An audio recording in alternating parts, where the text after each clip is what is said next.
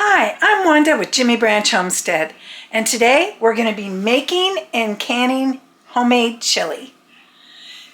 So, we're going to start off with browning 5 pounds of burger. I'm using beef today, but it can be venison, turkey, whatever you prefer. So I have 3 pounds in the pan because it's more manageable for me. I'm going to brown this, drain it, and then put it in the pot and add the other 2 pounds. So let's get started. Okay, I'm turning the burner on medium heat. And I just kind of got to wait for it to get started here. I am using a 93% lean burger, so I shouldn't have a huge amount of fat to drain off, but of course I am going to have some. So I'm going to just kind of continue cooking this down, breaking it up. And I do have my jars in the oven warming at 200 degrees, and I have hot water in my canner and turned on low because we will be hot packing everything today. That way I can just kind of make sure everything's stable when it goes into the canner. Plus it won't take as long to bring it to a boil either.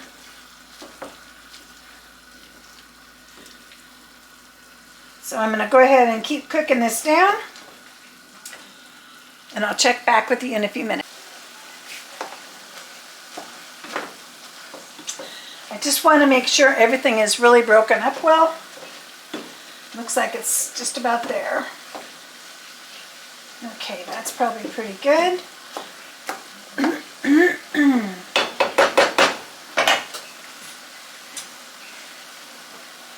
So I need to drain this off. Really not too bad. Like I said, I used lean burger. So that. Then I'm going to dump this in my. I don't have a saucepan big enough, so I have to use my small stock pot to put this stuff in.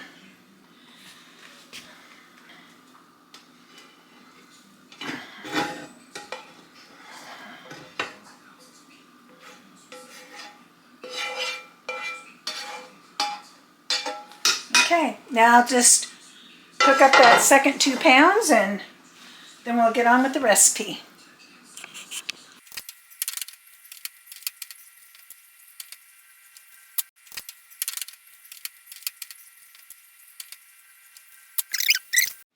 Okay, now that our burger is cooked, this is the second pan. I'm going to add 2 cloves of minced garlic. And this is all going to end up in the same pot, but just to kind of pre-cook this. And 2 cups of diced onions.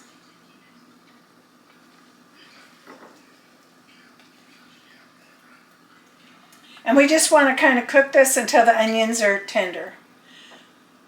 They kind of become a little bit translucent.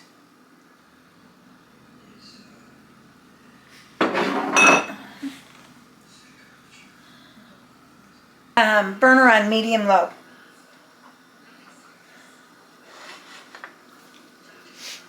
It won't take long. So I'm going to mix this in so it'll get down in there.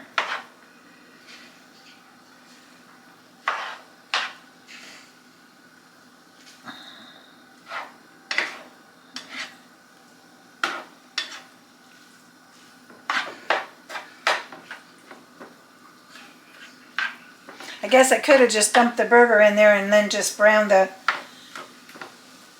onions and the garlic for a bit, but it says to mix it in the burger, so I decided to do it at least in this 2 pounds. Like I said, it'll all get mixed together.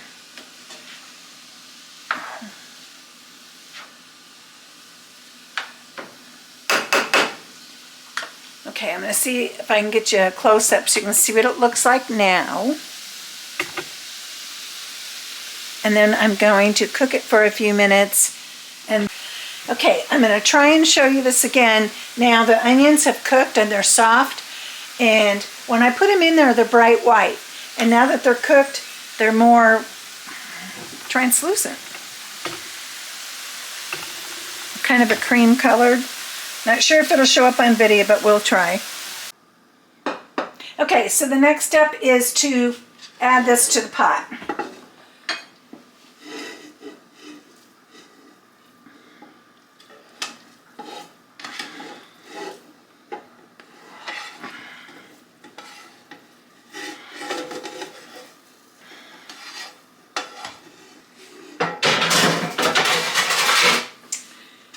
Okay, now I'm going to stir up all 5 pounds so that onion's more evenly distributed with the burger. But we're going to stir it several more times here, so. Okay, that's good enough for the minute. Okay, so next up we are adding 6 cups of diced canned tomatoes. So these were my home canned tomatoes. I canned them up last year.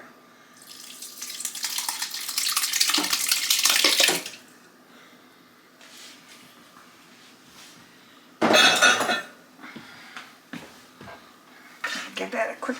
I do have the burner off right now until I get the stuff added here.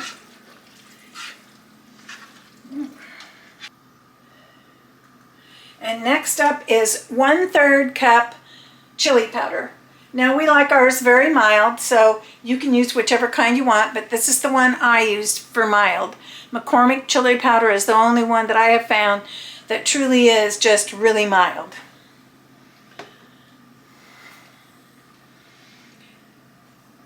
And when we get done, we're going to taste it, and if we need to add more, we'll add more. But you don't want to put in too much at a time and then have it be way too much.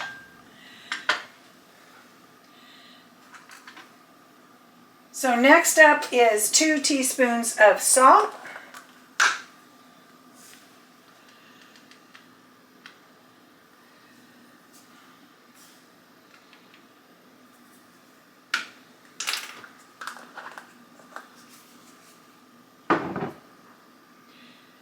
One teaspoon of dried oregano leaves.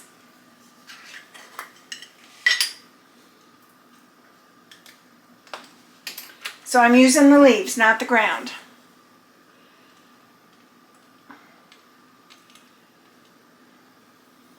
It smells good.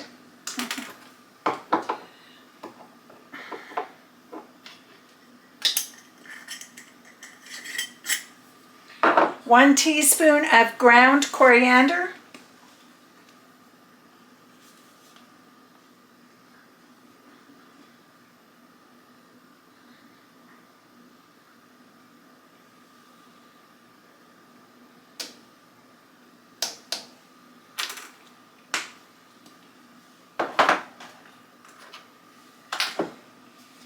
One-half teaspoon of ground pepper. Again, we're going to taste this at the end, so if we need to add anything, we can. But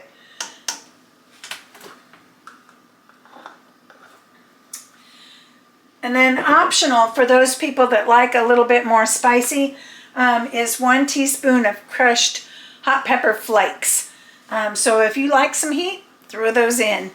And I know a lot of people even throw in jalapenos and those kind of things that really like the heat. But again, we need mild. Our old stomachs, I guess. Okay, so now I'm going to turn the burner back on low. I'm going to bring this to a boil, and then we're going to let it simmer for 20 minutes. Okay, our chili's been simmering for 20 minutes, so at this point I'm going to turn the timer off and the burner.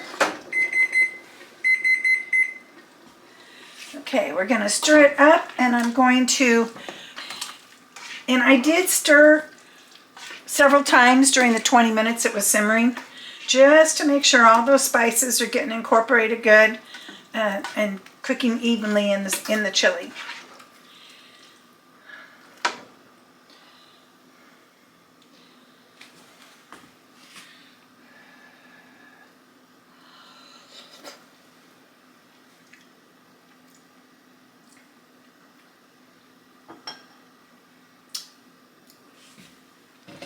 Tastes pretty good, but I think I'm going to add just a little bit more chili powder. The more it sits, the more I can taste it a little bit. So I'm going to just add a little over a teaspoon.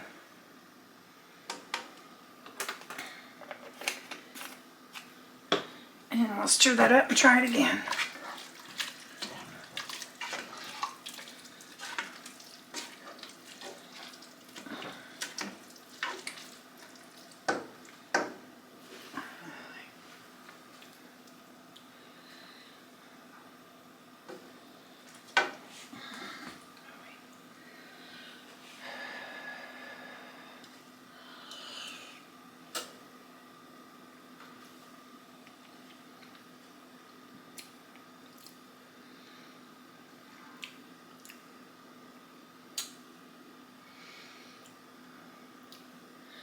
I think I'll add another teaspoon.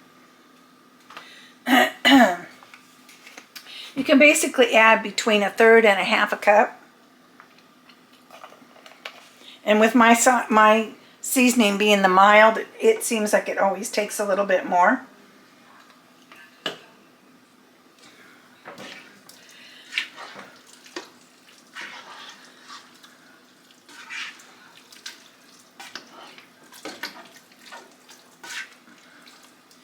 But like I said, you can always add, but you can't take it away.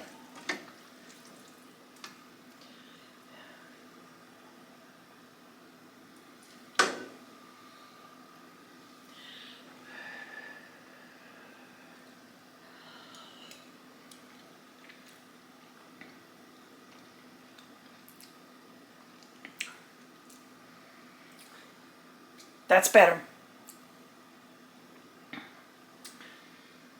Okay. Get the jars ready and then we'll start to ladle. Okay, I've pulled out 4 at a time jars to fill. I had my husband do the taste test too. He said, tastes good, don't add anything else.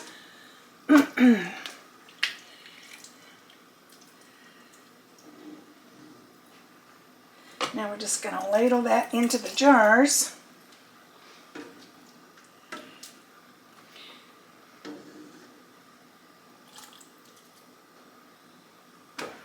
And we're going to leave 1 inch headspace.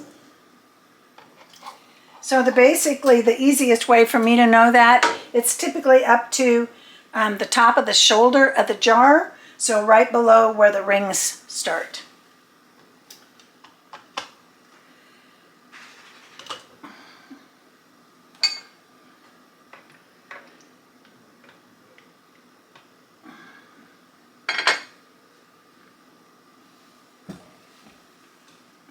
Try to keep these close so I don't make such a mess.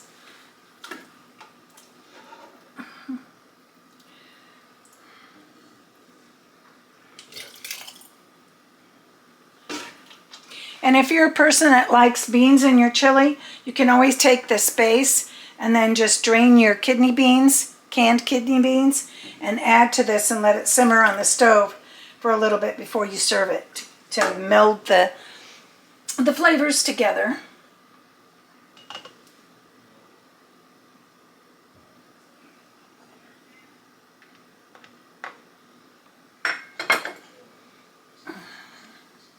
And I am using jars from Azure Standard today.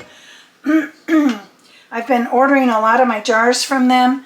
I like the fact that they're 30% thicker than other jars, their competitors' jars. Because it just makes me feel a little bit more confident when using them in the pressure canner for things, especially such as meat and green beans and stuff like that that has to process so long. I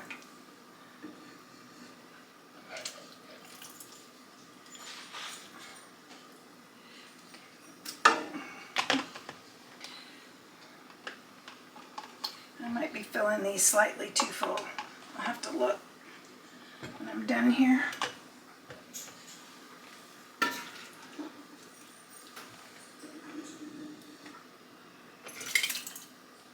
And I already put the water to the recommended amount in my canner.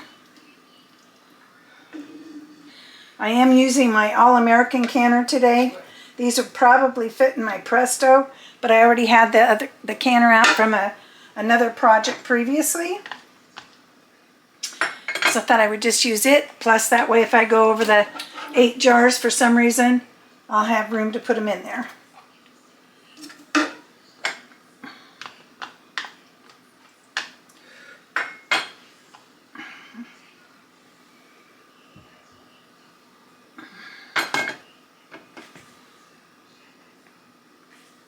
I'm going to grab another jar out of the oven.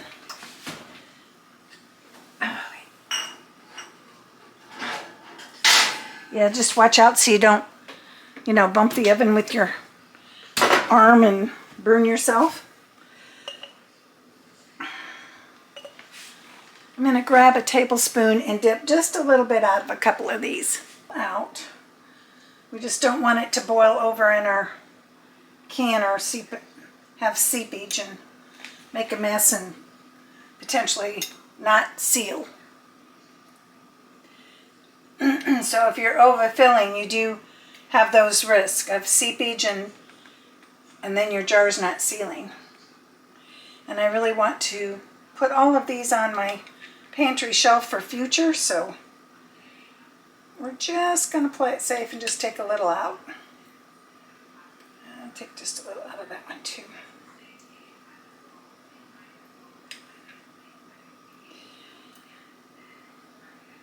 So 1/3 cup of seasoning was pretty close. I would recommend you start with that, and then if you want to adjust, do so from there. But make sure that you've let it cook, the seasonings in there, so that you can get a true flavor. All right, so next, I'm just taking a damp cloth. I'm going to wipe down the rims. Doesn't look like I've gotten anything on there, but just in case.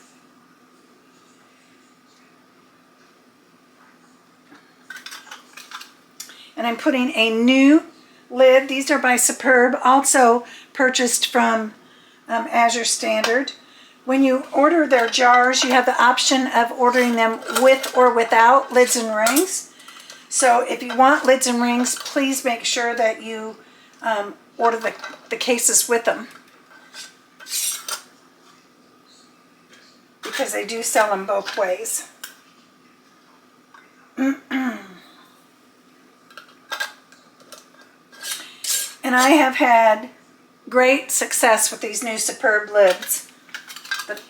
I don't think they're that new, but they're new to me. I had a lot of failures using the ball lids, and it was ones that I had bought back in 2020, so I think it was their quality. They may be fine now because I had canned a lot of stuff with them. And we just want to twist these on, and then when you feel a little resistance, just a little bit more. These will loosen up in the canner, and that is fine. But you want to make sure they're on there snug but not tight. If you have them too tight, your jars will not seal. You will not be able to get the air out of them. All right, I'm going to put these in the canner, and I'll finish filling the jars and come back to you. Okay, so once you have the jars filled, it is important to kind of debubble, just to get any bubbles out of there. And that way you can tell if you need to add to it or not. Just getting the air bubbles out of there.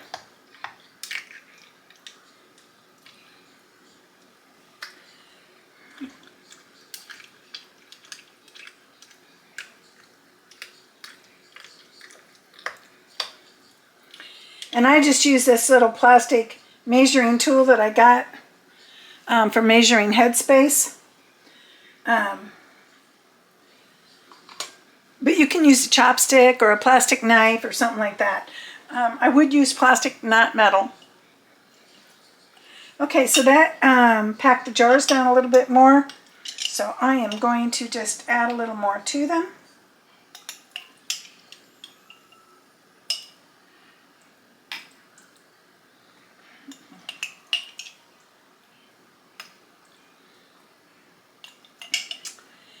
So the recipe for me made almost 7.5 jars. Now, some of the things that will impact how much you actually get from this recipe is how lean is your meat. And again, I was using the pretty lean meat. I had 93%, only 7% fat. So, and if I was using venison, it'd probably be even less than that. So, obviously, the leaner the meat, then the more that you'll get in jars. So that's going to give me 7 jars to can, and I'm really excited about that. So we're going to get these wiped up, canned up, wiping the jars with the damp cloth. Oh, I'm not going to, this one I'm just going to let it cool, and I'll put it in the refrigerator to have with hot dogs tomorrow. But we will have almost a canner load. My canner holds, actually it holds 19 pints, but on one layer it holds 8.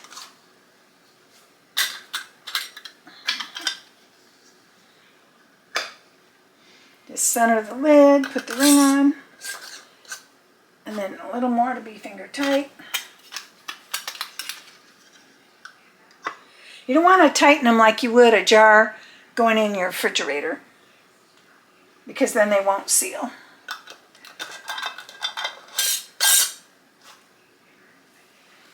Okay.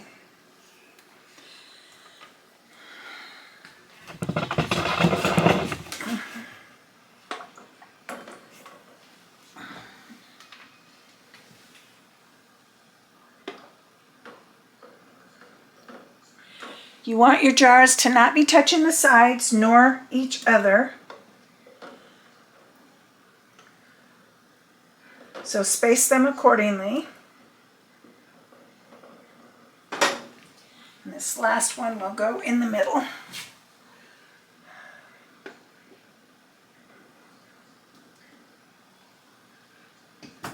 Now when you are pressure canning, it's different than water bath canning. You're not going to cover the jars. Typically I put about 3 inches of water in the bottom of the canner and heat it up. Arrows over here to match up. And I also want to try and get the height in between here the same. So it's a little bit higher on this side, so I just need to adjust it a little.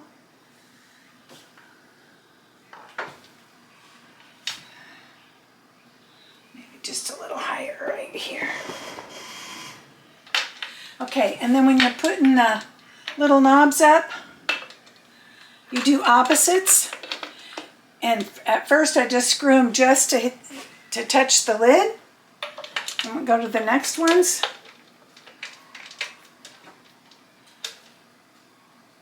And opposite again.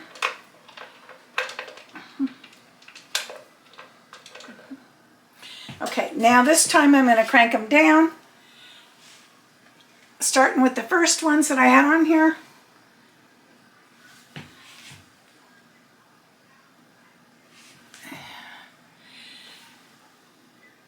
And the All-American canner does not have like a silicone seal inside. It seals metal to metal. So every few times you need to just wipe the edge, inside edge, with Vaseline, and that helps it to seal. So at this point, I'm going to turn my burner on medium-high. And then what we're waiting for is for it to start boiling hard enough for steam to start pouring out the vent. So once it... Okay, I can hear the water boiling and I can see the steam coming out pretty steady. I know it's always kind of iffy if you can see that on video, but at this point I'm setting the timer for 10 minutes. It's important that pressure canners vent for a full 10 minutes. And once that's complete, we'll go on to the next step. Okay, my canner has been venting for a full 10 minutes now. So I have this weight that comes with my All-American canner. Hopefully you can see but it has 5, 10, and 15 pounds of pressure. I pressure at 10 pounds based on my elevation and the product being canned. So I just set that on the vent. And now I just wait for the pressure to build up, and it will build up fairly quickly. And this weight will just start to gently rock. And then at that point, I will reset the timer. So I'll be back when that happens. Okay, so the weight just started gently rocking, and the pressure on the gauge is at about 11 pounds, which is normal. So at this point, because I'm canning in pints, I will set the timer for 75 minutes. If you were canning yours in quarts, then you would can it at 90 minutes. Okay, so our processing time is up. Let me turn off the timer. And at this point, I'm just going to turn off the stove. I'm not going to touch the canner. I'm not going to move the canner. I'm just going to leave it sit here. And ideally, when I can in the afternoon like this, I like to actually let it just sit overnight and then open it up and take the jars out. That way I know I just don't have any seepage or anything. It will continue to do that, letting off the pressure for a few minutes because it's not going to drop that fast. And the All-American canners are extra thick, so they hold the heat even longer. Okay, it's the next day. Everything is completely cold, room temperature. Taking off the gauge. I mean the weight.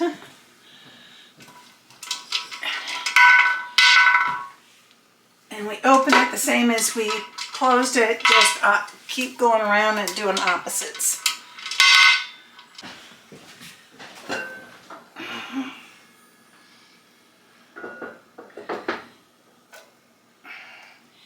And I did add vinegar yesterday, so my jars don't look too bad.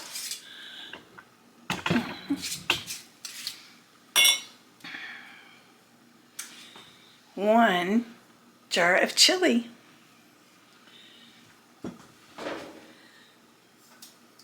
Actually, I have 7.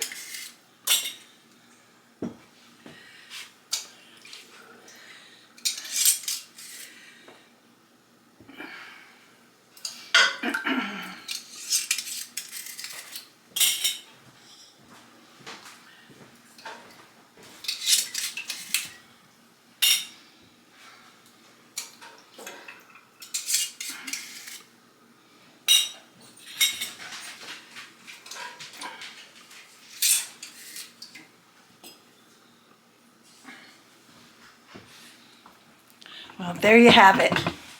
I'm so excited to be putting these meals on my pantry shelf. So if you're enjoying this type of video, please give us a thumbs up, subscribe, and share our videos. It's the best way you can help us to grow our homestead. Thank you so much for watching Jimmy Branch Homestead.